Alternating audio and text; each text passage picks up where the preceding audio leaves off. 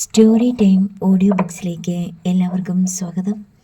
ജോയ്സി എഴുതിയ കാണാത്ത തീരങ്ങൾ. അരമണിക്കൂറിനുള്ളിൽ ഫോർച്യൂണറിൽ രാജഗോപാൽ എത്തിച്ചേർന്നു. ഹരീന്ദ്രൻ കസേരയിൽ നിന്ന് കീ ചെയിൻ എടുത്ത് രാജഗോപാലിനെ ഏൽപ്പിച്ചു. എനിക്കിത് ഓടിച്ചു നോക്കണം, രാജഗോപാൽ പറഞ്ഞു. ആയിക്കോട്ടെ, നിങ്ങളുടെ ഇഷ്ടം, ഹരീന്ദ്രൻ സമ്മതിച്ചു. രാജഗോപാൽ കാറെടുത്ത് ഡ്രൈവ് ചെയ്ത് പുറത്തേക്ക് പോയി. 5 മിനിറ്റിനുള്ളിൽ തിരിച്ചെത്തി. കുഴപ്പമില്ല, നിങ്ങളുടെ കാർ ഞാൻ തിരിച്ചു തരണമല്ലോ, രാജഗോപാൽ പറഞ്ഞു. അത് മണിമല എത്തിക്കണം. മണിമല കൊണ്ടുതരാനൊന്നും ഇവിടെ ആളില്ല, രാജഗോപാൽ വിസമ്മതിച്ചു. ഞാനിവിടെ എത്തിച്ചു തന്നില്ലേ, നിങ്ങൾക്ക് തിരിച്ചു പോകുമ്പോൾ ഡ്രൈവ് ചെയ്ത് പോകാമല്ലോ, രാജഗോപാൽ പറഞ്ഞു. ഞങ്ങൾക്ക് വേറെ വണ്ടി വരും.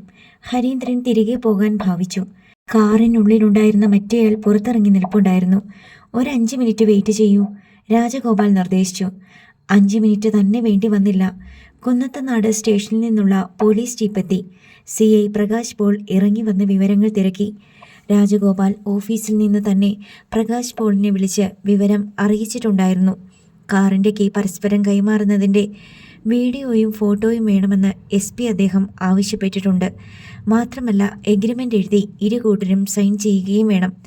ഹരീന്ദ്രന് അനുസരിക്കുകയല്ലാതെ തരമില്ലായിരുന്നു. 1/4 മണിക്കൂറിനുള്ളിൽ കരാർ എഴുതി ഒപ്പിട്ട് താക്കോലുകൾ കൈമാറി. ഹരീന്ദ്രന് ഫോർച്യൂണർ ഡ്രൈവ് ചെയ്ത് നോക്കിയിട്ട് പരാതിയുണ്ടെങ്കിൽ പറയാമെന്നൊരു നിർദ്ദേശവും പ്രകാശ് പോൾ മുന്നോട്ട് വെച്ചു. ഹരീന്ദ്രൻ വാഹനം ആകപ്പാടെ ഒന്ന് നോക്കി. കുറ്റം പറയാൻ ഒന്നും കണ്ടില്ല. അകവും പുറവുമെല്ലാം നന്നായി സംരക്ഷിക്കപ്പെട്ടിരുന്നു. ഹരീന്ദ്രനും കൂടെ വന്നയാളും ഫോർച്യൂണറിൽ കയറി ഓടിച്ചു പോയി. നമ്മുടെ കാറിൻ്റെ റിപ്പയറിംഗ് എല്ലാം നന്നായി ചെയ്തിട്ടുണ്ട്, കിഷോർ രാജഗോപാലിനോട് പറഞ്ഞു. 2 മാസം എടുത്തു, രാജഗോപാൽ പറഞ്ഞു. ഞാൻ പോവുകയാണ്, എന്തെങ്കിലും പ്രോബ്ലം ഉണ്ടെങ്കിൽ വിളിച്ച് പറയണം. CI പ്രകാശ് പോളും മടങ്ങി. രാജഗോപാൽ കിഷോറിനെ വീടിനകത്തേക്ക് ക്ഷണിച്ചു. അച്ഛാ, ഒരു പ്രശ്നമുണ്ടല്ലോ, അലിമ ആശങ്കയോടെ പറഞ്ഞു. എനിക്കറിയാം, നീ അത് ആലോചിച്ച് തല പുകയ്ക്കേണ്ട. സന്തുവേട്ടൻ മുണ്ടക്കയത്ത് സ്റ്റേ ചെയ്യുന്നതാണോ, കിഷോർ തിരക്കി. എന്തെങ്കിലും കുഴപ്പം സംഭവിക്കുമെന്നാണ് എൻ്റെ പേടി. നമ്മൾ ആരുമില്ലല്ലോ സന്തുവേട്ടൻ്റെ കൂടെ, അല്ലിമ പറഞ്ഞു. ഞാൻ ചെല്ലാമെന്ന് പറഞ്ഞതാ, സന്തുവേട്ടൻ സമ്മതിക്കാഞ്ഞിട്ടാ. നമ്മളത് അയാൾക്ക് വിട്ടുകൊടുത്തേക്കുക, അയാളത് വേണ്ട പോലെ കൈകാര്യം ചെയ്യും, രാജഗോപാൽ പറഞ്ഞുവെങ്കിലും അല്ലിമയുടെ മനസ്സിലെ വേവലാതിക്ക് ശമനമുണ്ടായില്ല. എന്നോട് അങ്ങോട്ട് വിളിക്കരുതെന്നാ പറഞ്ഞിരിക്കുന്നേ, എന്താ അതിൻ്റെ അർത്ഥം? അയാൾ ജോലി ചെയ്യുന്നതിനിടയ്ക്ക് തടസ്സപ്പെടുത്തരുതെന്ന്, അല്ലാതെന്താ? രാജഗോപാൽ അവളുടെ സംശയത്തിന് ഉചിതമായ മറുപടി നൽകി. ഇങ്ങോട്ട് വിളിച്ചോളാം എന്ന് പറഞ്ഞില്ലേ, കിഷോർ ചോദിച്ചു. അല്ലിമ അനുകൂലാർത്ഥത്തിൽ തലയാട്ടി. വിളിക്കും, അതുവരെ സമാധാനമായിട്ടിരിക്കുക, കിഷോർ സാന്ത്വന രൂപേണ പറഞ്ഞു. കൊട്ടേഷൻ ടീമുമായിട്ടുള്ള പ്ലാനിങ്ങാ, എനിക്കതാ പേടി. അല്ലിമയുടെ സംശയം മാറിയില്ല. കിഷോറിനോട് വേറെ എന്തെങ്കിലും സൂചിപ്പിച്ചിരുന്നോ, രാജഗോപാൽ ചോദിച്ചു. ഇല്ലെങ്കിലേ, ഇടയ്ക്ക് വിളിച്ച് ശല്യപ്പെടുത്തരുത് എന്ന് മാത്രമേ പറഞ്ഞുള്ളൂ. കുറച്ച് റിസ്ക് ഉള്ള സംഗതിയാണെന്ന് സംസാരം കേട്ടപ്പോൾ തോന്നി. സന്ദീപ് ഒറ്റയ്ക്കല്ലല്ലോ, സാരമില്ല, രാജഗോപാൽ പറഞ്ഞു നിർത്തി. സന്ദീപിൻ്റെ കോൾ വന്നാൽ വിവരം അറിയിക്കാമെന്ന് പറഞ്ഞ് കിഷോർ വീട്ടിലേക്ക് മടങ്ങി. അല്ലിമ മുറിയിലെത്തി മൊബൈൽ ഫോണും നോക്കി ഇരിപ്പായി. കൊട്ടേഷൻ സംഘം എത്തിച്ചേർന്നുവെന്ന് അനിബാബു ഉച്ചതിരിഞ്ഞപ്പോൾ തന്നെ ഫോണിൽ വിളിച്ച് സന്ദീപിനെ അറിയിച്ചിട്ടുണ്ടായിരുന്നു. വൈകുന്നേരം വീണ്ടും അനിബാബുവിൻ്റെ കോൾ വന്നു. ഞങ്ങൾ മുണ്ടക്കയം ടൗണിലുണ്ട്. കൂട്ടിക്കൽ സുഖു ഹിൽവ്യൂ ബാറിലോട്ട് കയറുന്നത് കണ്ടു. 1/2 മണിക്കൂറായി. ഞാൻ ടൗണിലോട്ട് വരണോ, സന്ദീപ് ചോദിച്ചു. വേണ്ട സാറേ, സാറ് നമ്മുടെ ടീമുമായിട്ട് തൽക്കാലം കാണണ്ട. സുഖു ഞങ്ങളുടെ കയ്യിൽ ഒതുങ്ങിയിട്ട് മതി സാറും അവരുമായിട്ടുള്ള കൂടിക്കാഴ്ച. എന്താ നിങ്ങളുടെ പ്ലാൻ? അവൻ്റെ താമസസ്ഥലമൊക്കെ ഞങ്ങൾ പോയി കണ്ടു. ഇനി രാത്രിയിൽ അവൻ ചെല്ലുന്നതിന് മുമ്പേ ഞങ്ങൾ അവിടെ എത്തും. വണ്ടി ഷെഡിൻ്റെ പുറകുവശം മറച്ച തകരപ്പാളി ഒരാൾക്ക് കടന്നു കയറാൻ പാകത്തിൽ കട്ട് ചെയ്ത് വെച്ചിട്ടുണ്ട്. വിജാഗിരി പോലെ 3 ഇടത്തായിട്ട് 2 ഇഞ്ച് വീതിയിൽ കട്ട് ചെയ്യാതെ നിർത്തിയിരിക്കുക. അവൻ ഷെഡിലോട്ട് വന്ന് കയറുന്നതിന് തൊട്ട് മുമ്പേ ഞങ്ങൾ 2 പേര് അതുവഴി അകത്ത് കയറും. ബാക്കിയെല്ലാം അപ്പോഴത്തെ ആവശ്യം പോലെ. സുഖുവിൻ്റെ കൂടെ വേറെ ആരെങ്കിലും ഉണ്ടെങ്കിലോ, സന്ദീപ് സംശയം പ്രകടിപ്പിച്ചു. അങ്ങനെയുണ്ടെങ്കിൽ ഇന്ന് രാത്രിയിലത്തെ പണി നാളത്തേക്ക് മാറ്റി വെക്കേണ്ടി വരും. സാധാരണ അവൻ ഒറ്റയ്ക്കാണ്. വിവരങ്ങൾ അപ്പോഴപ്പോൾ എന്നെ അറിയിക്കണം. ഞാൻ സംഭവ സ്ഥലത്ത് വരണ്ടേ? വേണം. സാറ് വരാതെ പറ്റത്തില്ല. എന്നതാ ചെയ്യേണ്ടതെന്ന് സമയമാകുമ്പോൾ സാറിനെ വിളിച്ച് പറയാം. ഇപ്പം വെച്ചോ സാറേ. ശരി, കോൾ ഡിസ്കണക്റ്റായി. സന്ദീപ് അതിലേക്ക് നോക്കി അല്പനേരം ഇരുന്നു. പിന്നെ എഴുന്നേറ്റ് അല്ലിമയുടെ നമ്പർ ഡയൽ ചെയ്തിട്ട് മുറിയിലൂടെ നടന്നു. അല്ലിമ ലൈനിൽ വന്നു. സന്തുവേട്ടാ, എന്താ ഇത്? ഞാനിവിടെ ഇരുന്ന് വേവുകയാ. എന്തൊരു ടെൻഷൻ. പേടിക്കേണ്ടത് ഞാൻ പറഞ്ഞില്ലേ? അവിടെ എന്തായി? തൻ്റെ കൊച്ചച്ഛൻ എന്തൊക്കെയോ പ്ലാൻ ചെയ്തിട്ടുണ്ട്. ഞാൻ അവരുമായിട്ട് നേരിട്ട് ഇടപെടുന്നുമില്ല. വെറുതെ റൂമിലിരിക്കുക. എന്തുണ്ടെങ്കിലും വിളിച്ച് പറയണേ. അവിടെ എന്താ വാർത്ത? ഒന്നുമില്ല. അച്ഛൻ്റെ കാർ റിപ്പയർ ചെയ്ത് കൊണ്ടുവന്നിട്ടുണ്ടായിരുന്നു. ആര് കൊണ്ടുവന്നു? അല്ലിമ അതേപ്പറ്റി തൃപ്തികരമായ വിശദീകരണം നൽകി. ഞാൻ വിളിച്ചോളാട്ടോ, ടെൻഷനൊന്നും വേണ്ട. പോലീസ് ചെയ്യേണ്ട ജോലി കുറച്ച് കള്ളന്മാർ ഒത്തുകൂടി ചെയ്യുന്നു, അത്രയേ ഉള്ളൂ. ഓർത്താൽ സംഗതി ഫണ്ണിയാണ്. വേറെ കുഴപ്പമൊന്നും ഉണ്ടാവത്തില്ലല്ലോ അല്ലേ? ഇല്ല, ഇപ്പം വെച്ചോളൂ സന്ദീപേട്ടാ. എന്താ? ഒന്നുമില്ല, വെച്ചു. ശരി. സന്ദീപ് കോൾ കട്ട് ചെയ്തു. എന്നിട്ട് വീണ്ടും മുറിയിൽ കൂടി നടപ്പ് തുടർന്നു. രാത്രി 8:15 മണിക്ക് അനിയ ബാബുവിൻ്റെ കോൾ വന്നു. ഞാൻ ഹോട്ടലിൻ്റെ മുമ്പിലോട്ട് വരാം. സാറ് കാറുമായിട്ട് റോഡിലോട്ട് വരണം. ഊവെന്ന് സമ്മതിച്ച് കോൾ കട്ട് ചെയ്ത് സന്ദീപ് വേഗം മുറി പൂട്ടി ഇറങ്ങി. കാറുമായി റോഡിലേക്ക് പ്രവേശിക്കുമ്പോൾ വലതുവശത്ത് അനിയ ബാബു കാത്തു നിൽപ്പുണ്ടായിരുന്നു. കൈ കാണിച്ചിട്ട് ഡോർ തുറന്ന് അയാൾ അകത്ത് കയറി. ബാക്കിയുള്ളവരെവിടെ? സന്ദീപ് ചോദിച്ചു. അവരൊക്കെ റെസ്റ്റ് എടുക്കുക. രാത്രിയിലല്ലേ ജോലി. എല്ലാം ആസൂത്രണം ചെയ്തോ? ഓ, വരുന്ന പോലെ വരട്ടെ എന്ന് വിചാരിച്ച് ചെയ്യുക. നമ്മൾ കൊലപാതകം നടത്താനൊന്നുമല്ലല്ലോ പോണത്. ഇപ്പോൾ നമ്മൾ എങ്ങോട്ടേക്കാണ് പോകുന്നേ? സാറ് വണ്ടി വിട്ടോ, ഞാൻ വഴി പറഞ്ഞു തരാം. സന്ദീപ് ഡ്രൈവ് ചെയ്യുമ്പോൾ അനിയ ബാബു നിർദ്ദേശങ്ങൾ നൽകിക്കൊണ്ടിരുന്നു. മുണ്ടക്കയം ടൗൺ വിട്ട് കാർ കൂട്ടിക്കൽ റോഡിലേക്ക് പ്രവേശിച്ചു. കുറേ ദൂരം പോയി കഴിഞ്ഞ ശേഷം അനിയ ബാബുവിൻ്റെ നിർദ്ദേശാനുസരണം കാർ ചോലത്തടം റോഡിലേക്ക് തിരിഞ്ഞു. വീണ്ടും കാർ ഓടിക്കൊണ്ടിരുന്നു. ഒരു ഭാഗത്തെത്തിയപ്പോൾ അനിയ ബാബു പറഞ്ഞതനുസരിച്ച് സന്ദീപ് കാർ നിർത്തി. സാർ, ആ ഇലക്ട്രിക് പോസ്റ്റ് ഓർമ്മ വെച്ചോ? ഇവിടുന്ന് തുടങ്ങുന്ന ആ മൺറോഡ് കണ്ടോ? അതിലേ തിരിഞ്ഞ് കയറി ചെല്ലുമ്പോൾ ഒരു വീടുണ്ട്. വീട്ടിൽ ലൈറ്റ് അണച്ചിട്ടിരിക്കുന്നത് കാണാതെ.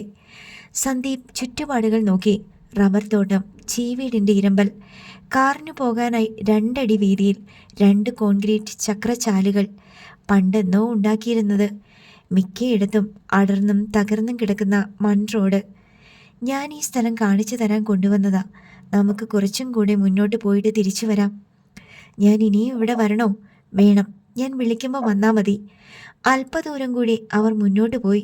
റോഡിന് വീതി കൂടുതലുള്ള ഭാഗത്തെത്തിയപ്പോൾ സന്ദീപ് കാർ തിരിച്ചു. തിരികെ മുണ്ടക്കയത്തേക്ക് പോകുമ്പോൾ ഒരു കലുങ്കും ട്രാൻസ്ഫോമറും കാട്ടിക്കൊടുത്തിട്ട് അനിയ ബാബു പറഞ്ഞു, ഇതും ഒരടയാളമാക്കി വെച്ചു. ഈ കലുങ്ക് കഴിയുമ്പോൾ ആദ്യം വലതുവശത്ത് കാണുന്ന ഇലക്ട്രിക് പോസ്റ്റ്, പോസ്റ്റിൻ്റെ ചുവട്ടിൽ നിന്ന് തുടങ്ങുന്ന റോഡ്. ഓക്കെ, മനസ്സിലായി. സന്ദീപ് അതെല്ലാം മനസ്സിൽ കുറിച്ചു.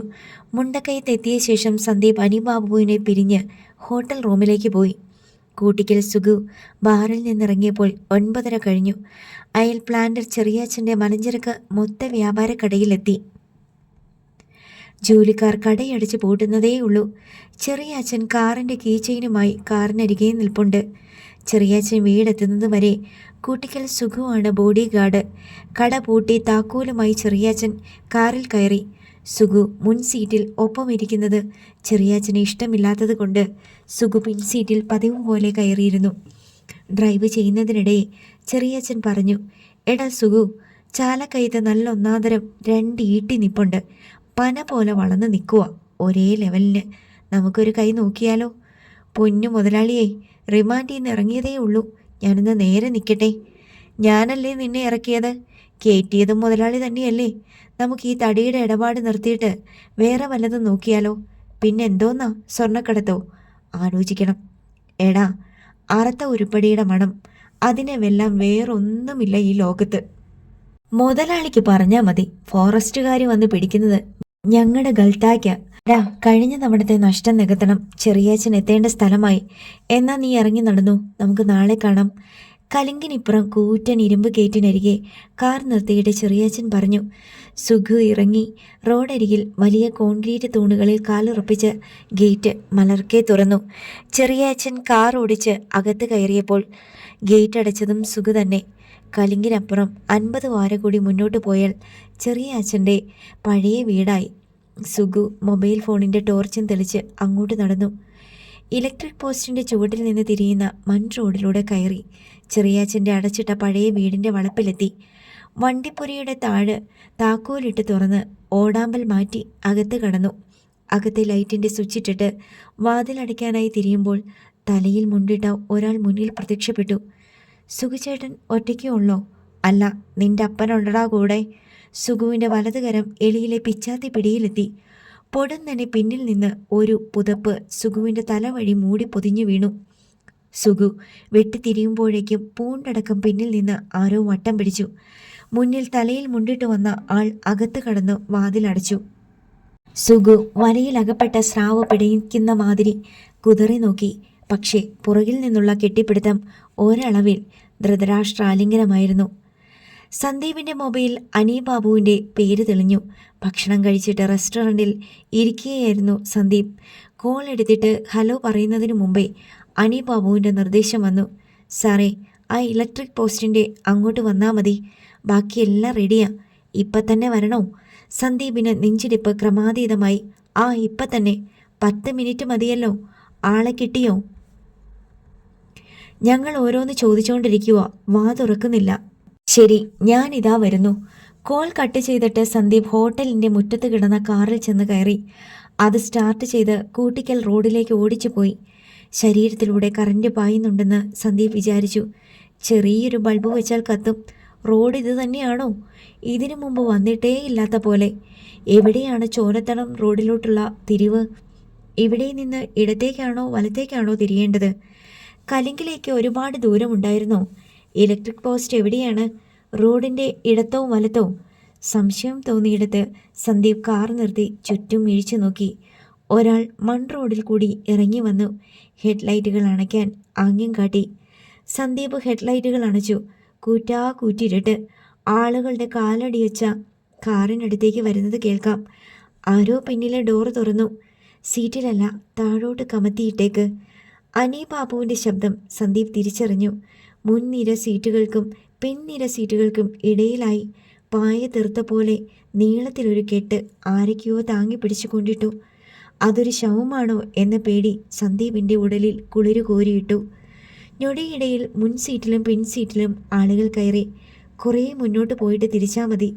മുൻ സീറ്റിൽ സ്ഥാനം പിടിച്ച അനിബാബു പറഞ്ഞു. സന്ദീപ് കാർ മുന്നോട്ടെടുത്ത് കുറേ ദൂരം ഓടിച്ചു പോയി. ആരും മിണ്ടുന്നില്ല. ഒരു പോക്കറ്റ് റോഡ് കണ്ടപ്പോൾ സന്ദീപ് അവിടെയിട്ട് കാർ തിരിച്ചു. എന്നിട്ട് അനിബാബുവിനെ നോക്കി. ഇനി എങ്ങോട്ടാ? പറയാം, കാർ വിട്ടോ. ചേട്ടാ, അയാളാണോ അത്? സന്ദീപ് മനസ്സംഘർഷം അടക്കാനാവാതെ ചോദിച്ചു. അയാൾ തന്നെ. അനക്കമൊന്നുമില്ലേ? ചത്തിട്ടൊന്നുമില്ല, പേടിക്കണ്ട, അനിബാബു പറഞ്ഞു. സന്ദീപ് കാർ ഓടിച്ചു പോയിക്കൊണ്ടിരുന്നു. ഇപ്പോൾ പിടിക്കപ്പെട്ടാൽ ഒരു കൊട്ടേഷൻ സംഘത്തിൻ്റെ തലവൻ താനായിരിക്കുമെന്ന് അവൻ വിചാരിച്ചു. ജഡ്ജിയുടെ മകൻ. എന്തൊരു വിരോധാഭാസം! മുറിഞ്ഞപുഴ ഫോറസ്റ്റ് ചെക്ക് പോയിന്റ് കഴിഞ്ഞതോടെ കോടമഞ്ഞിൻ്റെ മഹാപ്രളയം വന്ന് കാറിനെ മൂടി. മഞ്ഞ ലൈറ്റ് ഉണ്ടോ സാറേ? അനിബാബു ചോദിച്ചു. Fog ലാമ്പല്ലേ, working ആണോന്നറിയില്ല. ഞങ്ങൾക്കതിൻ്റെ ആവശ്യം വരാറില്ലല്ലോ. സന്ദീപ് ഫോഗ് ലാമ്പിൻ്റെ സ്വിച്ചിട്ടു. ഭാഗ്യം, രക്ഷപ്പെട്ടു. ഇനി സൂക്ഷിച്ചു പോണേ സാറേ, വല്ല തട്ടോ മുട്ടോ ഉണ്ടായാൽ പണി പാളും. സന്ദീപ് വളരെ ശ്രദ്ധയോടെ കാർ ഓടിച്ചു. എതിരെ സകലമാന ലൈറ്റുകളും ഇട്ട് ഇൻഡിക്കേറ്ററുകളും മിന്നിച്ചു വരുന്ന വാഹനങ്ങൾക്കെല്ലാം പരമാവധി സൈഡ് കൊടുത്തു. പുല്ലുപാറയും വളഞ്ഞങ്ങാനവും പിന്നിട്ട് കാർ കുട്ടിക്കാനത്തോടടുത്തു. ജംഗ്ഷനിലെത്തിയപ്പോൾ അനിബാബു പറഞ്ഞു, ഇടത്തോട്ട് തിരിഞ്ഞു പോട്ടെ. സന്ദീപ് ഏലപ്പാറ റൂട്ടിലൂടെ കാർ വിട്ടു. അയാൾക്ക് കുഴപ്പമൊന്നുമില്ലല്ലോ അല്ലേ? സന്ദീപിന് അതിലായിരുന്നു ആശങ്ക. ഒരാൾ കുനിഞ്ഞ് കാൽ കീഴിൽ പ്ലാസ്റ്റിക് ഫോമിൽ വിലങ്ങനെ ശവം പോലെ കിടക്കുന്ന മനുഷ്യ ശരീരത്തിൻ്റെ തലയുടെ ഭാഗത്തേക്ക് കുനിഞ്ഞു. നായിൻ്റെ മോനെ, ശ്വാസം ഉണ്ടോടാ? ഒരനക്കവുമില്ല. പിൻ സീറ്റിൻ്റെ മധ്യത്തിലിരുന്ന ആൾ സുഖുവിൻ്റെ നടുവിനൊരു ചവിട്ട് ചവിട്ടി. അപ്പോൾ പന്നി ഞരങ്ങുന്ന പോലെ ഒരു ഞരക്കമുണ്ടായി. അവൻ ചത്ത പോലെ അഭിനയിച്ചു നോക്കുമായിരുന്നു. പോലീസിൻ്റെ ഇടി കിട്ടുമ്പോഴും നാട്ടുകാർ പിടിച്ചു കെട്ടി തല്ലി ചതയ്ക്കുമ്പോഴും കള്ളന്മാർക്ക് ഒരടവുണ്ട്, ചത്ത പോലെ കിടക്കും. ഒരുമാതിരി തല്ലുകാരൊക്കെ അതോടെ ഒന്നടങ്ങും. പിന്നിലിരുന്ന മൂവരിൽ ഒരാൾ പറഞ്ഞു, പതിയെ സ്പീഡ് കുറച്ച്. അനിബാബു മുന്നോട്ടാഞ്ഞിരുന്ന് റോഡിൻ്റെ വളവ് തിരിവുകൾ നോക്കി. ആരെങ്കിലും കൃത്യമായിട്ട് പറഞ്ഞു കൊടുക്കണേ. പിന്നിലേക്ക് നോക്കി അനിബാബു നിർദ്ദേശിച്ചു. റോഡിനിരുവശത്തും തേയിലത്തോട്ടമാണ്.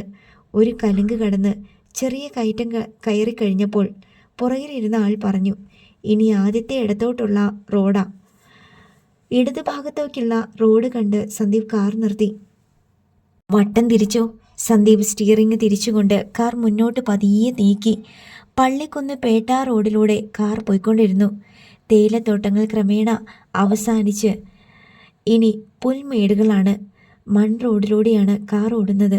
ദുർഘടം പിടിച്ച വഴി, ഗട്ടറുകൾ, വലിയ കല്ലുകൾ റോഡിൽ അവിടെ തെളിഞ്ഞിട്ടുണ്ട്. കാറിൻ്റെ അടിഭാഗം കല്ലിൽ തട്ടാതിരിക്കാൻ വളരെ സൂക്ഷിച്ചാണ് സന്ദീപ് കാർ ഓടിച്ചത്. ചിലയിടങ്ങളിൽ ഉരുളൻ കല്ലുകളുടെ മീതെ ടയറുകൾ കയറി ഇറങ്ങിപ്പോയി. വീണ്ടും ഇടത്തേക്ക് തിരിയുന്ന മൺ റോഡ്. കുറച്ചു ദൂരം ചെന്നപ്പോൾ മുള്ളുവേലി കൊണ്ട് തിരിച്ച ഒരു കൃഷിയിടം കാണായി. ഇടതുവശത്ത് ഒരു ഗേറ്റുണ്ട്, നോക്കിക്കോണേ. നിമിഷങ്ങൾക്കകം ഗേറ്റിന് മുന്നിലെത്തി. നാൽക്കാലികൾ കയറാതിരിക്കാൻ ഇരുവശത്തുള്ള തൂണുകളിലെ പൊഴികളിൽ നിന്ന് 3 വലിയ മുളകൾ വിലങ്ങനെ സ്ഥാപിച്ച ഗേറ്റ്. ഒരാൾ ഇറങ്ങി മുളകൾ ഒരു വശത്തേക്ക് തള്ളി മാറ്റി കാറിന് പോകാൻ സൗകര്യമുണ്ടാക്കി. അതിനുശേഷം വീണ്ടും കാറിൽ കയറി. കൃഷിസ്ഥലം പിന്നിട്ടപ്പോൾ പുൽമേടായി. ഒരു മൊട്ടക്കുന്നിൻ്റെ ചെരുവിൽ ആസ്ബറ്റോസ് മേഞ്ഞ ഒരു കെട്ടിടം കാണായി. കരിങ്കൽ ചുവരുകളുള്ള കെട്ടിടത്തിന് മുന്നിൽ കാർ ചെന്ന് നിന്നു. കെട്ടിടത്തിനുള്ളിൽ ലൈറ്റ് തെളിഞ്ഞു.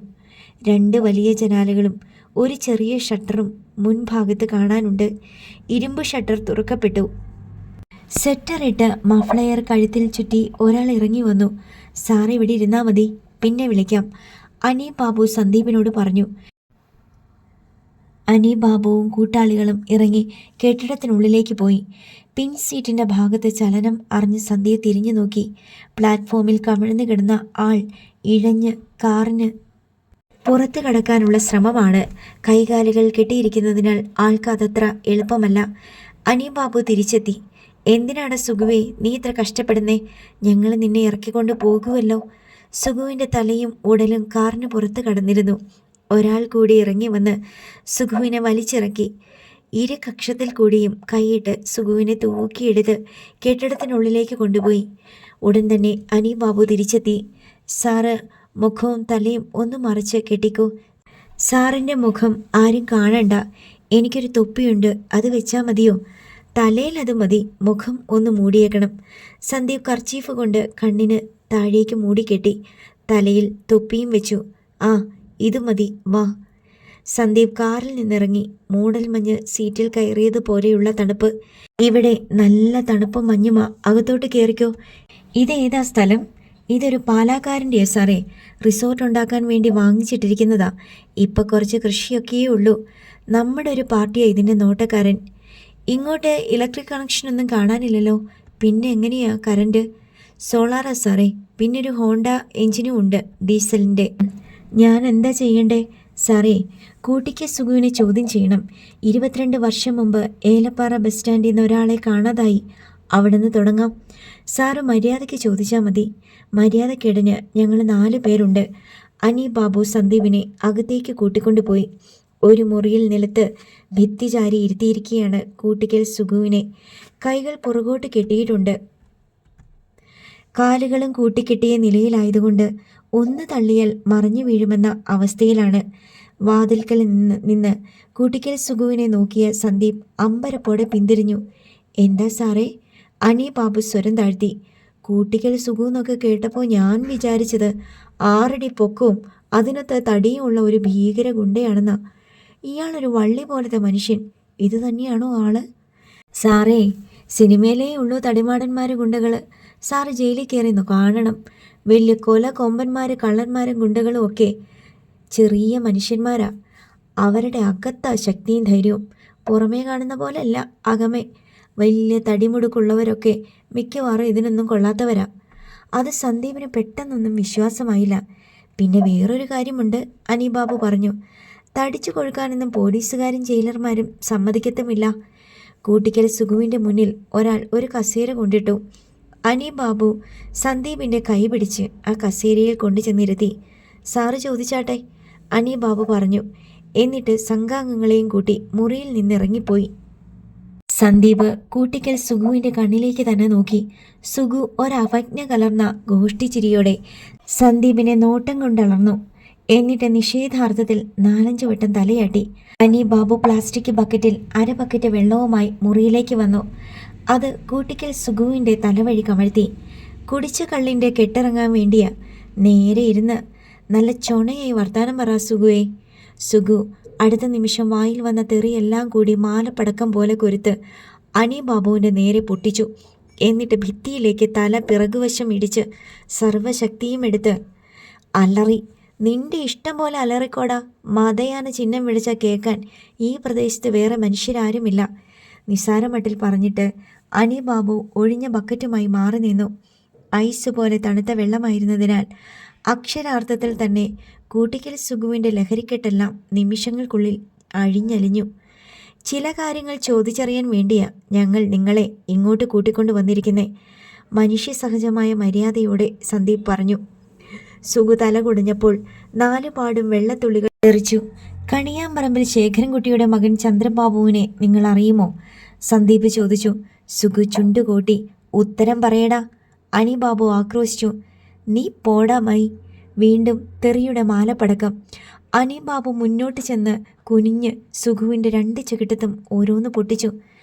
വേണ്ട ചേട്ടാ, മർദ്ദനവും ബലപ്രയോഗവും ഒന്നും വേണ്ട. സന്ദീപ് തടഞ്ഞു. സാറ് ചോദിച്ചാട്ടെ.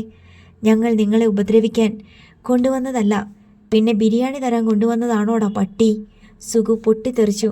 എടാ, ഒരൊറ്റ ഇടി ഇടിച്ചാൽ നിന്റെ വായിലെ പല്ല് മുഴുവൻ ഇളകും. മര്യാദയ്ക്ക് സംസാരിച്ചു, അനി ബാബു ഭീഷണിപ്പെടുത്തി. നമുക്ക് വഴക്കില്ലാതെ സംസാരിക്കാൻ പറ്റുമല്ലോ. 2 കൂട്ടർക്കും അതാ നല്ലത്. ഞാൻ ചോദിച്ച ചോദ്യം ഇത്രയേ ഉള്ളൂ. ചന്ദ്രബാബുവിനെ അറിയാമായിരുന്നോ? അറിയായിരുന്നു. നിന്റെ അച്ഛൻ്റെ അമ്മയെ കെട്ടിയവനല്ലേടാ മോനെ. സുഗുവിൻ്റെ മറുപടി വന്നു. സാറേ, സാറിങ്ങോട്ട് എഴുന്നേറ്റ് വാ. അനി ബാബു വന്ന് സന്ദീപിൻ്റെ കൈ പിടിച്ച് കസേരയിൽ നിന്ന് എണീപ്പിച്ചു. ഇവൻ സാറിനോട് മറുപടി പറയുമെന്ന് വിചാരിച്ചല്ല ചോദ്യം ചോദിച്ചോന്നും പറഞ്ഞ് സാറിനെ ഇവിടെ കൊണ്ടിരുത്തിയേ. ഇവൻ്റെ സ്വഭാവം ഇതാണെന്ന് കാണിക്കാൻ വേണ്ടിയാ. അല്ലെങ്കിൽ ഞങ്ങൾ വല്ലതും ചെയ്താൽ സാറ് പറയും അതൊന്നും വേണ്ടായിരുന്നല്ലോ, മര്യാദയ്ക്ക് ചോദിച്ചാൽ മതിയായിരുന്നല്ലോന്ന്. ഇപ്പം സാറിന് മനസ്സിലായല്ലോ, അനി ബാബു പറഞ്ഞു. സംഘത്തിലൊരാൾ ഒരു മുളക് പൊടി പാക്കറ്റ് കൊണ്ടുവന്ന് കടിച്ചു പൊട്ടിച്ച് അതിലെ മുളക് പൊടി സുഗുവിൻ്റെ മുഖത്തും തലയിലും വിതറി. വേറൊരാൾ ഒരു ചെരുവത്തിൽ വെള്ളം കൊണ്ടുവന്ന് മുറിയിൽ വെച്ചു.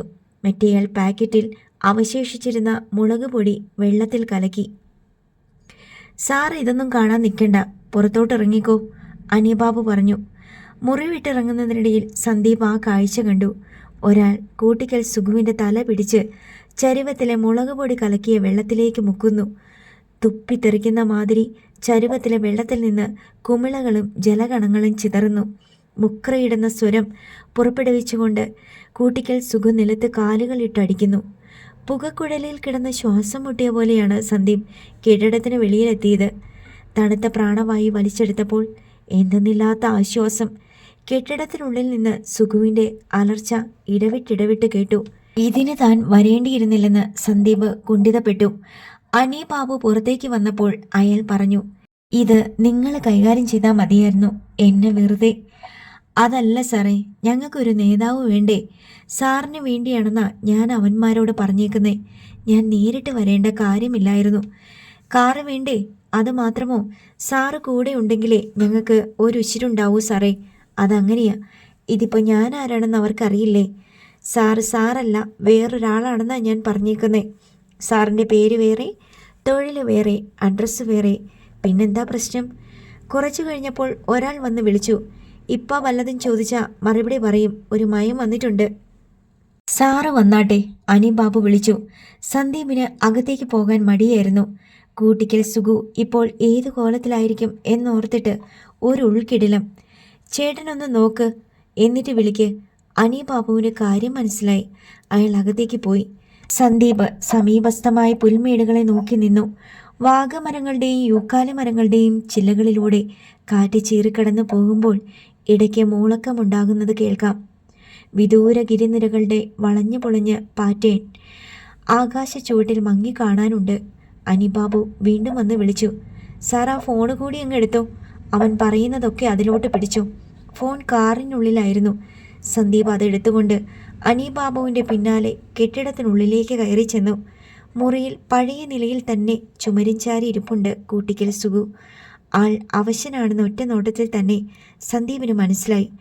അയാളുടെ മുൻപിൽ അനിബാബു ഇട്ടുകൊടുത്ത കസേരയിൽ സന്ദീപ് ഇരുന്നു.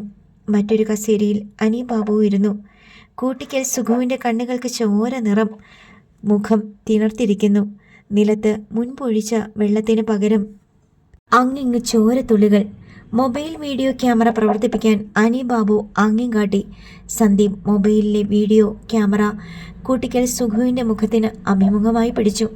അറിയാം, ചന്ദ്രബാബുവിനെ അറിയാം. അത് പറയുമ്പോൾ സുഗുവിൻ്റെ ശബ്ദം വിറകൊണ്ടു. നിന്നോട് ചോദിച്ചില്ലല്ലോടാ സുഗു, ചോദിക്കട്ടെ, അന്നേരം പറഞ്ഞാൽ മതി, അനിബാബു പറഞ്ഞു. എന്നാൽ സന്ദീപ് ചോദ്യം ആവർത്തിച്ചില്ല. മാങ്ങോട്ടുശ്ശേരിയിലെ ജഗന്നാഥക്കുറുപ്പിൻ്റെ മകൾ മാളവികയെ അറിയാമോ? അറിയാം. ചന്ദ്രബാബുവും ആ പെങ്കൊച്ചും സ്നേഹിച്ചതും ഒളിച്ചോടിയതും കേസായതും ഒന്നിച്ച് ജീവിക്കാൻ കോടതി സമ്മതിച്ചതും എല്ലാം അറിയാം. എങ്ങനെയെങ്കിലും പറഞ്ഞു തീർത്താൽ മതിയെന്നേ ഉള്ളൂ കൂട്ടിക്കൽ സുഗുവിന്. നീ അങ്ങനെ ധൃതി പിടിക്കണ്ട, പതിയെ പറഞ്ഞാൽ മതി. എനിക്ക് കുടിക്കാൻ എന്തെങ്കിലും താ. അനിബാബു വെള്ളം കൊടുക്കാൻ ആംഗ്യം കാട്ടിയപ്പോൾ സംഘത്തിലൊരാൾ ഗ്ലാസ്സിൽ ഒരിത്തിരി വെള്ളം എടുത്തു കൊടുത്തു. സുഗു അത് ആർത്തിയോടെ കുടിച്ചു. ചോദിക്ക്. സുഗുവിന് ഇരിക്കെ പുറത്തിയില്ല. സാറേ, പടിപടിയായിട്ട് ചോദിച്ച് ഉത്തരം പറയിപ്പിച്ചാൽ മതി. പെരുവന്താനത്തെ ബന്ധുവീട്ടിൽ നിന്ന് ചന്ദ്രബാബുവിനെയും മാളവികയും പോലീസ് വന്ന് പിടികൂടിയപ്പം കല്ലാറ്റ് പഠിക്കക്കാരുടെ കൂടെ നീയും ഇല്ലായിരുന്നോടാ സുഗുവേ? ഉണ്ടായിരുന്നെന്ന് എത്ര തവണ പറയണം? 100 തവണ പറയണമെടാ. അനിബാബു കൈ നീട്ടി സുഗുവിൻ്റെ താടി പിടിച്ച് കുനിഞ്ഞ മുഖം പൊക്കി. ചന്ദ്രബാബുവിനെ കൊല്ലാൻ പദ്ധതിയിട്ടതാരാ? അത് ഹേമചന്ദ്രൻ സാറാ. കല്ലാറ്റുപടിക്ക് ഇരുന്നാ തീരുമാനിച്ചേ. വെള്ളം താ. സുഗു പരവേശപ്പെട്ടു. വെള്ളം കൊടുക്കണ്ട, ഇനി മുഴുവൻ പറഞ്ഞിട്ട് കൊടുത്താൽ മതി, അനിബാബു നിർദ്ദേശിച്ചു. ആ സംഭവം നടന്ന പോലങ്ങ് പറഞ്ഞു, സന്ദീപ് ആവശ്യപ്പെട്ടു. അവർ മണിമലയിൽ താമസിച്ചുകൊണ്ടിരുന്നപ്പം തീരുമാനിച്ചതാ കൊല്ലണമെന്ന്, സുഗു പറഞ്ഞു. ആലോചന മുറുകി വന്നപ്പോഴേക്കും അവർ സ്ഥലം വിറ്റ് പുല്ലുപാറയ്ക്ക് പോയി. അവിടെ വെച്ച് കൊല്ലാൻ പലവട്ടം പരിപാടിയിട്ടെങ്കിലും ഒന്നും നടന്നില്ല. ഒന്നുകിൽ ഞങ്ങൾ ചെല്ലുമ്പോൾ അവൻ അവിടെ ഇല്ല, അല്ലെങ്കിൽ എന്തെങ്കിലും തടസ്സം വരും. എന്ത് തടസ്സം? സന്ദീപ് ചോദിച്ചു. നാട്ടുകാരോ അയൽക്കാരോ അങ്ങനെ ആരെങ്കിലും ഇടയ്ക്ക് കയറി വരും. വണ്ടി പിടിച്ചു പോയി പലതവണ പുല്ലുപാറ കവലയെ കാത്തു കിടന്നിട്ടുണ്ട്. പാകത്തിനൊത്തു കിട്ടിയില്ല. അങ്ങനെ ഇരിക്കുമ്പോഴാ ഏലപ്പാറ വെച്ച് പിടിക്കാമെന്ന് തീരുമാനിച്ചേ. ആര് തീരുമാനിച്ചത്? സന്ദീപ് തിരക്കി. എല്ലാം ഹേമചന്ദ്രൻ സാറാ. ഏലപ്പാറ ബസ് സ്റ്റാൻഡിൽ നിന്ന് രാത്രി പൊക്കാൻ വേണ്ടി വണ്ടിയും കൊണ്ടുപോയി. 3ാമത്തെ തവണയെ എല്ലാം കൂടെ ഒത്തുവന്നേ. ആരൊക്കെ ഉണ്ടായിരുന്നു നിങ്ങളുടെ കൂടെ? തുടക്കത്തിൽ ഞാനും കുഞ്ഞുമോനും മാത്രമേ ഉള്ളൂ. കുഞ്ഞുമോൻ അന്ന് പൊൻകുന്നത്ത് ടാക്സി ജീപ്പിൻ്റെ ഡ്രൈവറാ. ഞങ്ങൾ തമ്മിൽ കള്ള് കമ്പനിയുണ്ട്. ഞാനാ കുഞ്ഞുമോനെ ഹേമചന്ദ്രൻ സാറിന് മുട്ടിച്ചു കൊടുത്തേ. വെള്ളം തരുവോ? തരാം. ബാക്കി കൂടി പറ. നല്ല മഴയുള്ള ദിവസമാ. ചന്ദ്രബാബുവിൻ്റെ ബസ് കുമളിയിൽ വരണം. അന്ന് മൊബൈലൊന്നും ഇല്ല. വണ്ടി വരുന്ന സമയം കണക്കാക്കി ഞങ്ങൾ ഏലപ്പാറ ടൗണിൽ വന്നു. ജീപ്പിലാ ഞാനും കുഞ്ഞുമോനും. ചന്ദ്രബാബുവിൻ്റെ ബസ് അന്ന് ഏലപ്പാറ ബസ് സ്റ്റാൻഡിലാ സ്റ്റേ. ഞാനും കുഞ്ഞുമോനും കൂടെ കട്ടപ്പനയിൽ നിന്ന് മുണ്ടക്കയം പോണ മട്ടിൽ ബസ് സ്റ്റാൻഡിന് മുന്നിൽ ചെന്നു. മുണ്ടക്കയം പോകുന്ന ആരെങ്കിലും ഉണ്ടെങ്കിൽ ജീപ്പേ കയറിക്കൊള്ളാൻ പറഞ്ഞു. ചന്ദ്രബാബു പണി തീർത്ത് പുല്ലുപാറയ്ക്ക് പോകാൻ വണ്ടി കാത്തു നിൽക്കുക. രാത്രി 10-നപ്പുറത്തോട്ട് അന്നത്തെ കാലത്ത് മുണ്ടക്കയത്തിന് ബസ്സില്ല. ചന്ദ്രബാബു ജീപ്പിനടുത്ത് വന്ന് അകവും പുറവും ഒക്കെ നോക്കി. അവൻ്റെ ഉള്ളിൽ പേടിയും സംശയവും ഒക്കെ ഉള്ളത് കാരണം അവനും സൂക്ഷിച്ചാ നടക്കുന്നേ. സുഖു ഒന്ന് നിർത്തി ദയനീയമായി സന്ദീപിനെ നോക്കി. സാറേ, തൊണ്ണ പൊരിയുന്നു, ഇച്ചിരി വെള്ളം തായോ? തരാം, ഇതൊന്ന് പറഞ്ഞു തീർത്തോട്ടെ. എന്നിട്ട് അവൻ നോക്കിയപ്പോൾ 2 പേരേ ഉള്ളൂ ജീപ്പിൽ. ടാക്സിയാണല്ലോ. പുറകിൽ കുറേ ചാക്കുകെട്ടുണ്ട്. കുറേ ഇഞ്ചിയും കുരുമുളകും തേയിലയും കപ്പയും ഒക്കെയാ. നമ്മൾ കട്ടപ്പനയിൽ നിന്ന് മലഞ്ചരക്ക് കൊണ്ട് പോകുവാണെന്ന് തോന്നിപ്പിക്കാൻ വേണ്ടിയാ. കുഴപ്പമില്ലെന്ന് തോന്നിയിട്ടായിരിക്കും അവൻ ചോദിച്ചു, പുല്ലുപാറയിൽ ഇറക്കുമോന്ന്. അവനോട് മുന്നിലത്തെ സീറ്റിൽ കയറിക്കൊള്ളാൻ പറഞ്ഞിട്ട് ഞാൻ നടുക്കത്തെ സീറ്റിൽ കയറിയിരുന്നു. ചന്ദ്രബാബുവും ജീപ്പയിലോട്ട് കയറി. വേറെ ആരും ഇല്ലായിരുന്നോ? സന്ദീപ് ഉദ്വിഗ്നനായി. ആ സമയത്ത് വേറെ ആരും ഇല്ല സാറേ. ഞങ്ങൾ വണ്ടി വിട്ടു. ഏലപ്പാറ കഴിഞ്ഞാൽ പിന്നെ ഭയങ്കര വളവും തിരിവും കുറ്റിക്കാടുമാ. മേമല ചെല്ലുന്നതിന് മുമ്പേ ഹേമചന്ദ്രൻ സാറിൻ്റെ കാറ് കണ്ടു. ഞങ്ങൾ ഡിമ്മും ബ്രൈറ്റും മാറി മാറി അടിച്ച് സിഗ്നൽ കൊടുത്തു. ഞങ്ങൾ പള്ളിക്കുന്ന് കവല കഴിഞ്ഞപ്പോഴേക്കും ഹേമചന്ദ്രൻ സാറിൻ്റെ കാറ് ഓവർടേക്ക് ചെയ്ത് കയറിപ്പോയി. കുട്ടിക്കാനത്തിന് താഴെ വെച്ച് ജീപ്പിന് കൈ കാണിച്ച് 3 പേരും കൂടെ ജീപ്പിൽ കയറി. ഒരാൾ ഫ്രണ്ടിലും ബാക്കി 2 പേര് എൻ്റെ കൂടെയും. മഴക്കൂട്ടും തൊപ്പിയൊക്കെ ഉണ്ടായിരുന്നത് കാരണം ചന്ദ്രബാബുവിന് പെട്ടെന്ന് ആളെ തിരിച്ചറിയാൻ പറ്റിയില്ല. ആരൊക്കെയായിരുന്നു അത്? സാറേ, ഹേമചന്ദ്രൻ സാറും ഹരീന്ദ്രൻ സാറും അങ്ങോരുടെ അച്ഛൻ കുറുപ്പങ്ങുന്നും. അവരായിരുന്നു കാറിൽ. ആണ് സാറേ, ഒരാളും കൂടി ഉണ്ടായിരുന്നു, ബാലകൃഷ്ണ മുതലാളി. പുള്ളിക്കാരനാ മറ്റേ കാർ ഓടിച്ചേ. എന്നിട്ടെന്താ സാറേ? വളഞ്ഞങ്ങാനത്തിൻ്റെ മുകളിൽ വലിയ യക്ഷിവളമുണ്ടല്ലോ. അവിടെ എത്തിയപ്പം ഹരീന്ദ്രൻ സാറ് പുറകിൽ നിന്ന് ഒരു പ്ലാസ്റ്റിക് ചരടിയിട്ട് മുൻസീറ്റിലിരുന്ന് ചന്ദ്രബാബുവിൻ്റെ കഴുത്തിന് ചുറ്റി. ഒരറ്റം ഹേമചന്ദ്രൻ സാറും പിടിച്ചു, മറ്റേ അറ്റം ഹരീന്ദ്രൻ സാറും പിടിച്ചു. നിലവിളിക്കാണ്ടിരിക്കാൻ കുറുപ്പങ്ങുന്ന് വാ പൊത്തി പിടിച്ചു. കുറച്ച് കൈകാലിട്ടടിച്ചു. പക്ഷെങ്കിൽ 3 മിനിറ്റിനകത്ത് കാര്യം കഴിഞ്ഞു. സന്ദീപിൻ്റെ മുഖം മുറുകി. 22 വർഷം മുമ്പ് നടന്ന അരുംകൊലയുടെ വിവരണം സന്ദീപിനെ വികാരവിക്ഷുബ്ധനാക്കി. വെള്ളം സ്കൂട്ടിക്കൽ സുഗു കെഞ്ചി. എന്നിട്ട് എന്ത് ചെയ്തു? ശവം കൊക്കയിലോട്ട് തള്ളാനായിരുന്നു തീരുമാനം. പുറകിലെ ചാക്കുകെട്ടെല്ലാം തള്ളി. അതിനിടയ്ക്ക് ഒരു പാണ്ടി ലോറി വന്ന് വിലങ്ങി. അതിൻ്റെ ആക്സിൽ ഒടിഞ്ഞു. ശവം ഇറക്കാതെ ഞങ്ങൾ മുന്നോട്ട് പോയി. വളഞ്ഞങ്ങാനം കഴിഞ്ഞ് വണ്ടി നിർത്തിയിട്ട് ഹേമചന്ദ്രൻ സാർ മഴക്കോട്ട് മാറ്റി. അകത്ത് പോലീസിൻ്റെ കാക്കി വേഷം തൊപ്പിയെടുത്ത് വെച്ചു. പോലീസിൻ്റെ ബോർഡും പ്ലേറ്റും സ്റ്റിക്കറും ലൈറ്റും എല്ലാം കൂടെ ഫിറ്റ് ചെയ്തപ്പോൾ പോലീസ് ജീപ്പായി. പിന്നെ ആരും ചെക്ക് ചെയ്യുന്ന പേടിക്കണ്ടല്ലോ. ചന്ദ്രബാബുവിൻ്റെ ബോഡി എന്ത് ചെയ്തെന്ന് പറ. സന്ദീപ് അക്ഷമനായി. അതറിയാൻ മേല സാറേ. മുണ്ടക്കയത്ത് ചെന്നപ്പോൾ എന്നെ ഇറക്കി വിട്ടു. ഞാനൊരു ഓട്ടോ പിടിച്ച് കൂട്ടിക്കലേക്ക് പോയി. അന്ന് പെണ്ണും പിള്ളയും പിള്ളേരുമൊക്കെ ഉണ്ട് എനിക്ക്. പിന്നെ അവരുപേക്ഷിച്ച് പോയേ. അവർ ഡെഡ് ബോഡി കൊണ്ടുപോയി എന്ത് ചെയ്തു? എനിക്കറിയാൻ മേല സാറേ. ചോദിക്കരുതെന്ന് പറഞ്ഞിട്ടുണ്ടായിരുന്നു. ഞാൻ ചോദിക്കാനും പോയിട്ടില്ല സാറേ. വെള്ളം ചത്തുപോകും സാറേ. സുഗു ദാഹനീരിനായി കെഞ്ചിക്കൊണ്ടിരുന്നു. എത്ര ചോദിച്ചിട്ടും ചന്ദ്രബാബുവിൻ്റെ മൃതദേഹം എവിടെ മറവ് ചെയ്തെന്ന് കൂട്ടിക്കൽ സുഗുവിന് അറിയില്ല. സന്ദീപിനെ മാറ്റി നിർത്തിയിട്ട് അനിബാബുവും കൂട്ടരും ഒരിക്കൽ കൂടി ഭേദദണ്ഡക്രിയകൾ സുഗുവിൻ്റെ മേൽ നടത്തി നോക്കി. എന്നെ കൊന്നാലും എനിക്ക് ഇതിനപ്പുറത്തോട്ട് ഒന്നും അറിയത്തില്ലേ എന്ന് കൂട്ടിക്കൽ സുഗു ദയനീയമായി നിലവിളിച്ചു.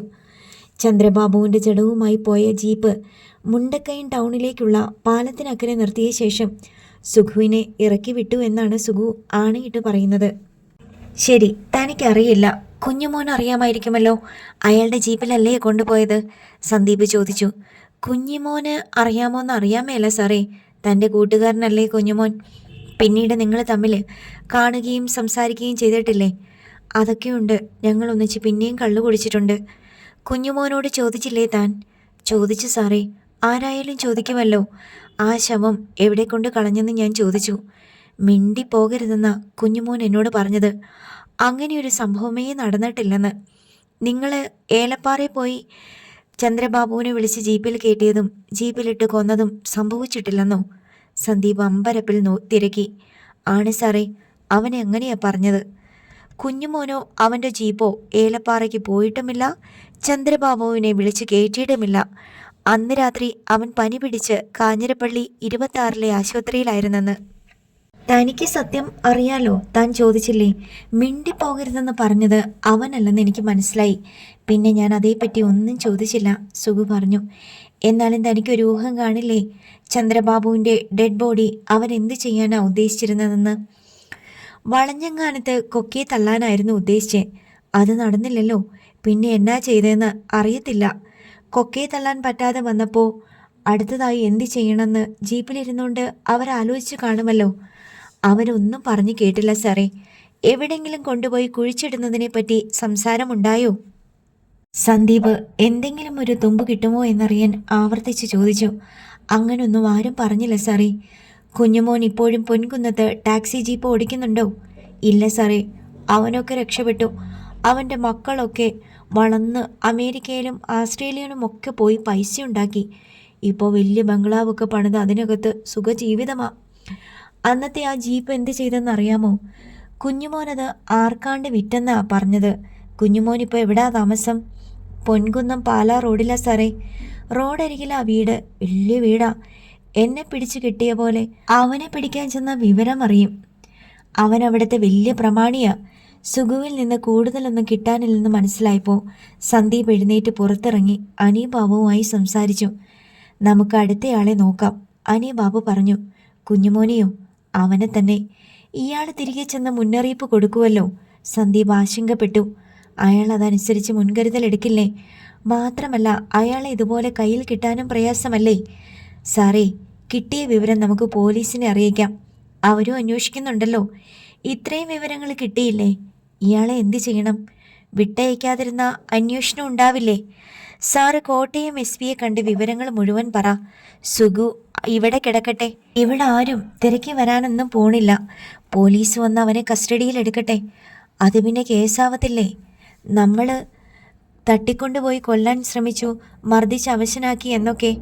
സാറേ, ആ ക്രെഡിറ്റ് പോലീസ് എടുത്തോട്ടെ. പോലീസുകാര് അവനെ കസ്റ്റഡിയിലെടുത്ത് ക്യാമ്പിലോട്ട് കൊണ്ടുവന്ന് ചോദ്യം ചെയ്യുന്നു. നമ്മളാരും കുട്ടിക്ക് സുഗുവിനെ കണ്ടിട്ട് പോലുമില്ല. പോലീസ് അങ്ങനെ സമ്മതിക്കൂ? ഒരു കൊലപാതകത്തിൻ്റെ തെളിവുണ്ടാക്കി കൊടുക്കുക നമ്മൾ പോലീസിന്. നിസ്സാര കാര്യമാണോ? അവർ പഠിച്ച പണി 18 പയറ്റിയ സുഗുവിനെ കൊണ്ട് ഇത്രയും പറയിപ്പിക്കാൻ പറ്റുമോ? നഖത്തിനടിയിൽ മുള്ളാണി അടിച്ചു കയറ്റിയിട്ട് അവൻ വാ തുറക്കത്തില്ലായിരുന്നു. പിന്നെ എന്താ നിങ്ങൾ ചെയ്തേ? പറയാൻ കൊള്ളത്തില്ല സാറേ. സന്ദീപ് കൂടുതൽ ചോദിച്ചുമില്ല. അനിബാബു സംഘാംഗങ്ങളുമായി സംസാരിച്ചു. കൂട്ടിക്കൽ സുഗുവിനെ ഫാം ഹൗസ് കെട്ടിടത്തിൽ ബന്ദവസിലിടാൻ ധാരണയായി. കാവലിന് ഫാം ഹൗസിൻ്റെ നോട്ടക്കാരൻ വെടിക്കുഴി ഷാജി മാത്രം മതി. മറ്റുള്ളവർക്ക് മടങ്ങാം. അനിബാബു ചോദിച്ചിരുന്ന പണം സന്ദീപ് കൈമാറി. അയാൾ അത് പങ്കാളികൾക്ക് വീതിച്ചു നൽകി. വെളുപ്പിന് 4 മണിയോടെ കനത്ത കോടമഞ്ഞിലൂടെ സന്ദീപിൻ്റെ കാർ മലയിറങ്ങി തുടങ്ങി. അതിരാവിലെ 5 മണിക്ക് പതിവ് പോലെ ഉണർന്ന അല്ലിമ ഫോൺ എടുത്തു നോക്കി. സന്ദീപിൻ്റെ മിസ്ഡ് കോളോ മെസ്സേജോ ഉണ്ടോ എന്നാണ് നോട്ടം. ഇല്ല, ഒന്നുമില്ല. നഖം കടിച്ച് ആശങ്ക പൂണ്ട് കുറേ സമയം ബെഡിൽ തന്നെ ഇരുന്നു. പിന്നെ എഴുന്നേറ്റു. 5:30 ശ്രീലക്ഷ്മി കിച്ചണിൽ എത്തിയപ്പോൾ അല്ലിമ അടുക്കള ജോലികൾ ആരംഭിച്ചിരുന്നു. അവൾ നാരങ്ങാ നീരും പുതിനയിലയും ചേർത്ത കട്ടൻ ചായ ശ്രീലക്ഷ്മിക്ക് കൊടുത്തു. നീ രാത്രി ഉറങ്ങിയില്ലേ? ശ്രീലക്ഷ്മി ചോദിച്ചു. ഉറങ്ങി, പക്ഷെ ലേറ്റായി. സന്ദീപേട്ടൻ്റെ എന്തെങ്കിലും വിവരം കിട്ടുമെന്ന് കരുതി. വിളിച്ചില്ലേ? അങ്ങോട്ട് വിളിക്കരുതെന്ന് പറഞ്ഞിട്ടുണ്ട്. എങ്കിലൊരു മെസ്സേജ് അയച്ചോടെ? നീ ടെൻഷനായിട്ട് എന്തെങ്കിലും ഗുണമുണ്ടോ? എങ്ങനെ ടെൻഷനാകാതിരിക്കും? 6 മണിക്ക് പ്രഭാത നടത്തത്തിന് പോകാൻ തയ്യാറായി രാജഗോപാൽ വന്നു. മോളെ, ഞാൻ റെഡി. അച്ഛന് കോളോ മെസ്സേജോ എന്തെങ്കിലും കിട്ടിയോ? അതൊക്കെ വേണ്ട സമയത്ത് വന്നോളും. നീ വാ. കിച്ചണിലെ ബാക്കി ജോലി ശ്രീലക്ഷ്മിയെ ഏൽപ്പിച്ച് അല്ലിമ അച്ഛൻ്റെ കൂടെ പോയി. മോർണിംഗ് വാക്കിനിടയിൽ കിഷോറിനെ കണ്ടുമുട്ടി. അയാൾ നടക്കാനിറങ്ങിയതാണ്. എതിരെ നടന്നു വന്ന കിഷോർ അല്ലിമയോട് തിരക്കി. സന്ദുവേട്ടൻ വിളിച്ചിരുന്നോ? ഇല്ല, ഒന്നും അറിയാൻ പറ്റുന്നില്ല. ശരി, എന്തെങ്കിലും കിട്ടിയാൽ അറിയിക്കണേ. കിഷോർ നടന്നുപോയി. 8 മണിക്ക് നടത്തം മതിയാക്കി വീട്ടിലെത്തി. അല്ലിമ ഫോൺ എടുത്ത് നോക്കിയപ്പോൾ സന്ദീപിൻ്റെ മിസ്ഡ് കോൾ, ഒരു മെസ്സേജും. ഞാൻ കോട്ടയത്തുണ്ട്. മോർണിംഗ് വാക്ക് കഴിയുമ്പോൾ തിരിച്ച് വിളിക്കണം. അല്ലിമ അപ്പോൾ തന്നെ സന്ദീപിനെ വിളിച്ചു. സന്ദീപേട്ടാ, എന്ത് പറ്റി? ഒരു മെസ്സേജ് പോലും സെൻഡ് ചെയ്യാതിരുന്നത് എന്താ? ഫോണിന് റേഞ്ചുള്ള സ്ഥലത്തായിരുന്നില്ല. പിന്നീട് വിശദമായിട്ട് സംസാരിക്കാം. ഞാൻ വാട്സപ്പിൽ ചില വീഡിയോ ക്ലിപ്പിങ്സ് അയച്ചിട്ടുണ്ട്. അല്ലിമ അത് അച്ഛനെ കാണിക്കണം. എന്നിട്ട് ആലുവ റൂറൽ SP-യുമായി ഡിസ്കസ് ചെയ്യാൻ പറയണം. എന്നിട്ട് വേണം ഫർദർ മൂവ്മെൻറ്റ്സ്. സന്ദീപേട്ടൻ ഇന്നലെ രാത്രി? ഒരു കുഴപ്പവുമില്ല എനിക്ക്. നീ ടെൻഷൻ ആവണ്ട. നമുക്ക് നേരിട്ട് കണ്ട് സംസാരിക്കാം. എല്ലാം ഞാൻ പറയാം. ഇപ്പോൾ അച്ഛൻ്റെ അടുത്തേക്ക് ചെല്ല്. കോള് കട്ട് ചെയ്യുക. ഓക്കെ? ശരി, വിളിക്കണേ. കോൾ മുറിഞ്ഞു. അല്ലിമ വാട്സപ്പ് എടുത്ത് നോക്കി. 5 വീഡിയോ ക്ലിപ്പിങ്സ് വന്ന് കിടപ്പുണ്ട്. അവൾ അത് ഡൗൺലോഡ് ചെയ്യാൻ ഇട്ടുകൊണ്ട് രാജഗോപാലിൻ്റെ അടുത്തേക്ക് പോയി. രാജഗോപാൽ ഹാളിലിരുന്ന് പത്രം വായിക്കുന്നുണ്ടായിരുന്നു. അച്ഛാ, സന്ദീപേട്ടൻ്റെ മെസ്സേജും വീഡിയോയും റൂമിലേക്ക് വരുമോ? അല്ലിമ മൊബൈൽ ഫോൺ ഉയർത്തിക്കാട്ടി. എന്താ മാറ്റർ? കോൺഫിഡൻഷ്യൽ ആയിരിക്കും. റൂമിൽ പോയിരുന്ന് നോക്കാം. രാജഗോപാൽ എഴുന്നേറ്റ് ചെന്നു. മുറിയിൽ പോയിരുന്ന് 2 പേരും വീഡിയോ ഓരോന്നായി പ്ലേ ചെയ്ത് നോക്കി. സന്ദീപും അനിബാബുവും ചേർന്ന് കൂട്ടിക്കൽ സുഗുവിനെ കൊണ്ട് ചോദ്യങ്ങൾക്ക് ഉത്തരം പറയിപ്പിക്കുന്ന വീഡിയോ ക്ലിപ്പിങ്സ് ആയിരുന്നു അത്. ചന്ദ്രബാബുവിനെ ജീപ്പിനുള്ളിൽ വെച്ച് കൊല ചെയ്ത സംഭവം വിവരിക്കുമ്പോൾ അല്ലിമ നടുങ്ങി തരിച്ചിരുന്നു പോയി. അവൾ മുഖം തിരിക്കുന്നത് കണ്ട് രാജഗോപാൽ വീഡിയോ പോസ്റ്റ് ചെയ്ത ശേഷം മകളെ ചേർത്ത് പിടിച്ചു. സാരമില്ല അച്ഛാ, കണ്ടിന്യൂ ചെയ്തു. സാരമില്ല. അങ്ങനെ പറഞ്ഞുവെങ്കിലും അവളുടെ തൊണ്ട ഇടറിയിരുന്നു. കുറച്ച് റിലാക്സ് ചെയ്യ്. വേണ്ട, വീണ്ടും വീഡിയോ പ്ലേ ചെയ്ത് തുടങ്ങി. തീരുന്നതുവരെ അല്ലിമ വീർപ്പടക്കി കണ്ടു. ഒടുവിൽ രാജഗോപാൽ മനപ്രയാസത്തോടെ പറഞ്ഞു, നീ ഇത് കാണേണ്ടിയിരുന്നില്ല. സാരമില്ലച്ചാ, എനിക്കറിയാമായിരുന്നു ജീവനോടെ ഉണ്ടാവില്ലെന്ന്. എല്ലാം എൻ്റെ മൊബൈലിലേക്ക് സെൻഡ് ചെയ്തേക്ക്. അല്ലിമ അങ്ങനെ ചെയ്തു. മോള് പോയിക്കോ, ഞാൻ സന്ദീപിനെ വിളിക്കട്ടെ. അല്ലിമ എഴുന്നേറ്റ് പോയി. രാജഗോപാൽ സന്ദീപിന് ഫോൺ ചെയ്തു. സന്ദീപ് കോൾ അറ്റൻഡ് ചെയ്തിട്ട് പറഞ്ഞു, അങ്കിളെ, ഞാനിവിടെ വെയിറ്റ് ചെയ്യുക. അങ്കിൾ ഒരു കാര്യം ചെയ്യുമോ? ആലുവ റൂറൽ SP-യുമായി ഒരു അപ്പോയിൻമെൻറ്റ് ഫിക്സ് ചെയ്യുമോ? അങ്കിളും അല്ലിമയും കൂടി പോയാൽ മതി. വീഡിയോ ക്ലിപ്പിംഗ്സ് കാണിക്കണം. എന്താ ചെയ്യേണ്ടതെന്ന് അദ്ദേഹവും തീരുമാനിക്കട്ടെ. കോട്ടയം SP-യുമായി അദ്ദേഹം സംസാരിച്ച ഫാസ്റ്റായിട്ട് കാര്യങ്ങൾ നടക്കും. ഞാൻ ഇന്ന് തന്നെ ആലുവയ്ക്ക് പോയി അദ്ദേഹത്തെ കാണാം. രാജഗോപാൽ സമ്മതിച്ചു. ആദ്യം അല്ലി അദ്ദേഹത്തിൻ്റെ മകളുമായി സംസാരിക്കട്ടെ. അപ്പോയിൻമെൻറ്റ് കിട്ടാൻ അതായിരിക്കും എളുപ്പം. അവരൊക്കെ വലിയ തിരക്ക് പിടിച്ച് ജോലി ചെയ്യുന്നവരല്ലേ. ഈ വീഡിയോ ക്ലിപ്പിംഗ്സ് എങ്ങനെ കളക്ട് ചെയ്തു എന്ന് ചോദിച്ചാൽ എന്ത് പറയും? എൻ്റെ പേര് പറഞ്ഞാൽ മതി അങ്കിൾ, അതല്ലേ സത്യം. ഞാനല്ലേ തന്നത്. എൻ്റെ പേരിൽ എന്ത് ഒഫൻസ് വന്നാലും ഞാൻ ഡിഫെൻഡ് ചെയ്തോളാം. തനിക്ക് ദോഷമൊന്നും വരില്ലല്ലോ. ഒരു കൊലപാതക രഹസ്യം പുറത്തു കൊണ്ടുവരാൻ വേണ്ടി കുറച്ച് ബുദ്ധിമുട്ടൊക്കെ സഹിക്കാൻ ഞാൻ തയ്യാറാണ്. ഫോൺ സംഭാഷണം അവസാനിപ്പിച്ച ശേഷം രാജഗോപാൽ അല്ലിമയുടെ മുറിയിലേക്ക് ചെന്നു. ചന്ദ്രബാബുവിൻ്റെ ഫോട്ടോ പകർപ്പെടുത്ത് വെച്ചിരുന്നത് എടുത്തു നോക്കിക്കൊണ്ട് കിടക്കയിലിരിക്കുകയായിരുന്നു അവൾ. അച്ഛൻ വാതിൽക്കൽ എത്തിയത് കണ്ട് അവൾ ഞെട്ടി എഴുന്നേറ്റു. ഫോട്ടോ കോപ്പി കിടക്കയിലേക്ക് കമഴ്ത്തി വെച്ചു. കണ്ണു തുടയ്ക്കാനുള്ള സമയം അവൾക്ക് കിട്ടിയില്ല. നീ എന്താ അപ്സെറ്റായിട്ട്? ഒന്നുമില്ലച്ചാ, കണ്ണു നിറഞ്ഞിരിക്കുകയാണല്ലോ. രാജഗോപാൽ കിടക്കയ്ക്ക് സമീപം ചെന്ന് ഫോട്ടോ പകർപ്പ് എടുത്തു നോക്കി. ചന്ദ്രബാബുവിൻ്റെ ഫോട്ടോ പലതവണ പത്രത്തിൽ അച്ചടിച്ച് വന്നിട്ടുള്ളതിനാൽ വേഗം തിരിച്ചറിഞ്ഞു. നീയല്ലേ മോളെ മുൻപേ പറഞ്ഞത് ജീവനോടെ ഇല്ലെന്ന് നിനക്കറിയാമായിരുന്നെന്ന്? എനിക്കൊന്ന് കാണാൻ സാധിച്ചില്ലല്ലോ അച്ഛാ. അല്ലിമയുടെ ഖണ്ഡമിടറി. ഇനി ഒരിക്കലും പറ്റില്ലല്ലോ. അവളുടെ വാക്കുകളിൽ അഗാധമായ വേദന തുടിച്ചു. രാജഗോപാൽ അവളുടെ അരികെ ഇരുന്നു. സാരമില്ല, ഇനി അതൊരു സ്റ്റോറിയായിട്ട് കണ്ടാൽ മതി. നീ ജനിക്കുന്നതിന് മുമ്പേ സംഭവിച്ച ഒരു കഥ. 22 വർഷം മുമ്പെന്നൊക്കെ പറയുമ്പോൾ അതൊരു വേറൊരു കാലഘട്ടമാണ്, വേറൊരു ഭൂപ്രദേശം, വേറെ മനുഷ്യർ. അല്ലിമ വിഷാദത്തോടെ തലയാട്ടി. മോളെ, നീ SP-യുടെ മോളെ ഒന്ന് വിളിക്കണം. നമുക്കൊരു അപ്പോയിൻമെൻറ്റ് കിട്ടണം ഇന്ന് തന്നെ. സന്ദീപേട്ടൻ പറഞ്ഞിട്ടാണോ അച്ഛാ? അതെ, ഞാൻ വിളിച്ചോളാം. അച്ഛൻ ഇന്ന് ഓഫീസിൽ പോണില്ലേ? ഇന്ന് ലീവ് എടുക്കാം. വിളിച്ചിട്ട് എപ്പോഴാണ് ചെല്ലേണ്ടതെന്ന് ചോദിക്ക്. ഞാൻ പോയി റെഡി ആവട്ടെ. രാവിലെ കാണാൻ പറ്റിയാൽ കാണാലോ. രാജഗോപാൽ അവളുടെ തോളത്ത് തട്ടിയിട്ട് എഴുന്നേറ്റ് പോയി. അല്ലിമ ചന്ദ്രബാബുവിൻ്റെ ഫോട്ടോ പകർപ്പ് എടുത്ത് അതിലേക്ക് നോക്കി. പിന്നെ അത് മേശപ്പുറത്തേക്ക് വെച്ചു. അനന്തരം മൊബൈൽ ഫോൺ എടുത്ത് കോണ്ടാക്ട്സ് ഐക്കണിൽ ചൂണ്ടുവിരൽ തൊട്ടു. അടുത്ത ഭാഗം നാളെ.